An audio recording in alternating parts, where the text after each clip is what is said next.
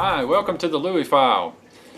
I wanted to talk to you about something that I've been pondering lately. When you can find in the Bible, I mean, you can find it in your life even without your Bible. But you know, a lot of times we think that things should be either this or that in life. Either it's hot or it's cold, right? Either it's light or it's dark.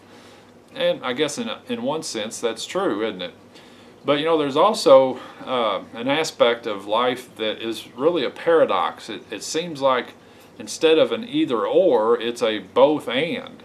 It seems like it might be two things at once that at first don't seem to go together, or it's not quite a contradiction, but I guess the word paradox is the best word.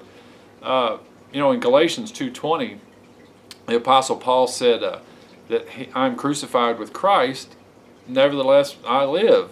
Yet not I, but Christ lives in me. And I mean, so make up your mind, right? Is it you or is it Christ? Well, it seems it's both in a sense, doesn't it? I guess the idea of Christianity, you know, really taught, the way Paul taught it, was that you become one, that he that's joined to the Lord is one spirit. So you can almost come across like you're a little bit nutty. Then you have in Philippians, you have where Paul says, work out your own salvation with fear and trembling, for it is God who is at work in you. So on one hand it sounds like it's all up to you, but then on the other hand it's God doing it. And then later in Philippians 3 he says, he's talking about being perfected or being perfect. He says, not that I've already obtained it, right? He said, but I press on, and to lay hold of that for which Christ has laid hold of me. But if you read a few verses down, in verse 15, he says, to those that have already been perfected. Well, what are you saying, Paul? You said that we haven't been, but yet then you say there are some that have been, right? So what is going on here? Then in Colossians 3, we have another example. The first, I think, 4 verses of Colossians 3, it says, since you've been raised up with Christ, seek the things that are above. Keep, you know, set your thoughts, set your mind on things above where Christ is seated. And it says that our life is now hidden with Christ in God. And when He appears, Christ, who is our life, appears, what? See, I mean, so once again, it's our life, but our life is Christ. He is our life. See, it's not either or, it's both, isn't it? And then in Hebrews chapter 10, verse 14, it says, for by one offering He has perfected for all time those that are sanctified. And then some Bibles will say those that are being sanctified, or those that are being made holy. So I guess it all boils down to the fact that God is in eternity. He's spirit and He's eternal.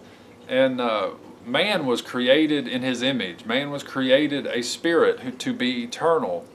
But the place we find ourselves in right now is time. The material world, right? It's a time-based place. It's a place of things becoming or dying. Transforming, the time of change. You know, in 2 Corinthians, Paul tells us that these temporary things are, these temporary sufferings or trials are working for us an eternal weight of glory.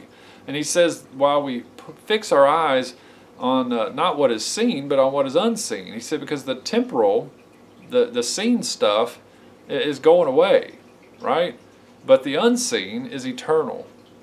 So we're told in the Bible that we walk after the Spirit and not after the flesh. It says we walk by faith and not by sight. So we're in a very unique situation here as human beings. We are designed to be eternal beings, but yet we're getting to experience this life, this thing we call life of 70, 80 years if we're blessed. And that's why the message of the gospel is so important, because at the point of our heart stopping and this body turning back to dust, that it's over, it's done. The paradox is ended, and we are forever locked in whatever decisions we've made in this journey that we call life. So we're learning as we go to walk after the eternal, and we fix our eyes on what is not seen. When we start to do that, and we really learn to do that more and more, the things that we like to fuss and fight over with other people, for the most part, tend to fall by the wayside, and they become unimportant. And it has a way of focusing our attention on what is important, right? And that's the eternal things. And so I just like to leave you with that keep your eyes on Jesus Christ, the author and finisher of our faith. And one day this paradox is going to make more sense to us, I promise you. One day our faith is going to become sight.